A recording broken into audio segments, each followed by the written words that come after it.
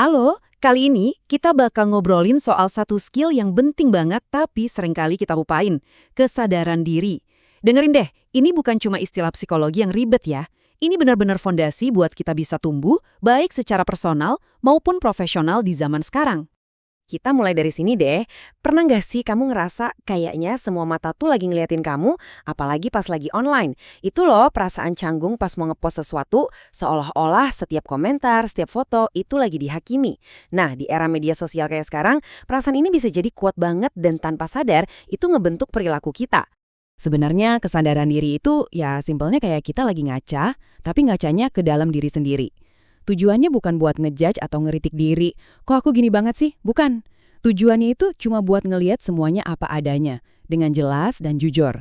Pikiran kita, emosi kita, karakter kita. Inilah langkah paling awal buat benar-benar kenal siapa diri kita. Oke, jadi nanti kita bakal bahas apa aja? Pertama, kita bedah dulu definisinya. Terus kita lihat tantangannya di media sosial. Nah, abis itu kita bandingin bedanya orang yang kesadarannya tinggi sama yang rendah. Lalu kita masuk ke bagian praktisnya, alat-alat buat ningkatin skill ini. Dan terakhir, kita tutup dengan sebuah latihan batin yang keren banget.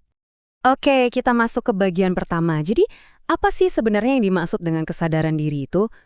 Gampangnya gini deh. Kesadaran diri itu kemampuan buat ngertiin diri kita seutuhnya, potensi kita, kekuatan kita, bahkan kelemahan kita juga. Dan yang paling penting buat diingat, ini tuh bukan bakat dari lahir. Anggap aja kesadaran diri itu kayak otot. Makin sering dilatih, ya lewat refleksi, lewat pengalaman, makin kuat juga jadinya. Nah, sekarang kita sambungin lagi nih ke pertanyaan di awal tadi. Gimana caranya dunia digital, terutama media sosial, bisa jadi semacam arena ujian buat kesadaran diri kita? Kita semua pasti pernah lihat atau bahkan lakuin ini. Kesadaran diri yang rendah pas lagi online itu sering banget muncul. Misalnya posting impulsif tanpa mikir akibatnya, atau nge-scroll terus sampai lupa waktu. Atau mungkin ngerasa harga diri kita tergantung banget sama jumlah likes dan komentar. Dan yang paling umum, jadi gampang banget tersinggung sama kritik. Ini semua tuh jebakan-jebakan kecil yang dampaknya bisa besar loh buat mental kita.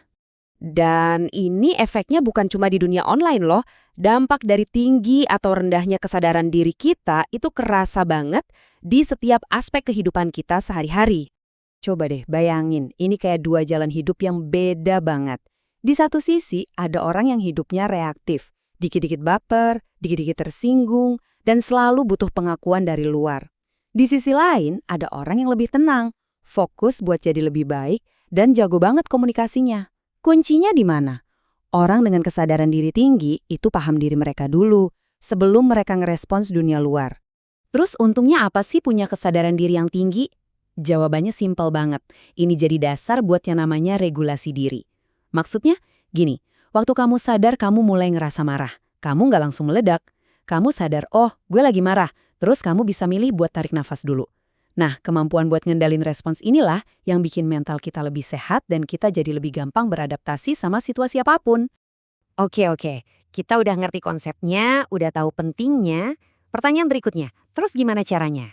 Nah, ini bagian yang paling ditunggu-tunggu. Yuk kita bedah alat-alat praktis yang bisa langsung kamu coba. Ada 4 langkah praktis nih yang bisa kamu mulai. Pertama, kenali dirimu lebih dalam. Coba deh ikut tes kepribadian, analisis apa kekuatan dan kelemahanmu. Kedua, cari umpan balik. Beraniin diri buat nanya pendapat jujur ke teman dekat atau mentor. Kadang mereka bisa lihat apa yang kita nggak lihat. Ketiga, evaluasi harian. Setiap malam, coba deh luangin waktu 5 menit aja buat mikirin, tadi gua ngapain aja ya? Ada yang bisa diperbaiki nggak? Dan keempat, keluar dari zona nyaman. Coba hal baru, karena disitulah kamu bakal nemuin sisi-sisi lain dari dirimu yang mungkin belum pernah kamu sadari. Oke, tadi kan cara-cara praktisnya. Sekarang, yuk kita coba lihat dari sudut pandang yang sedikit lebih dalam.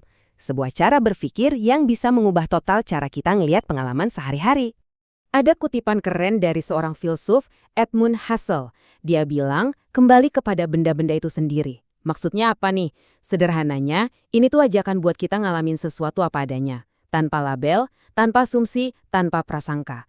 Jadi, pas lihat kopi, ya udah itu kopi. Bukan minuman penyelamat pagi gua yang super sibuk. Cuma kopi aja. Nah, ini dia inti dari latihan si pengamat batin ini.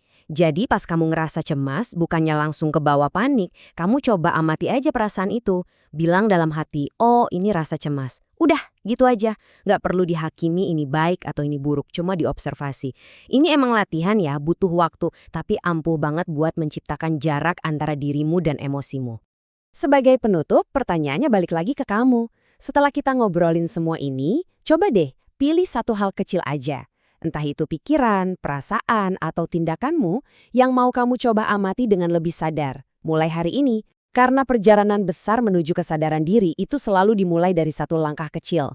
Satu pengamatan yang jujur pada diri sendiri.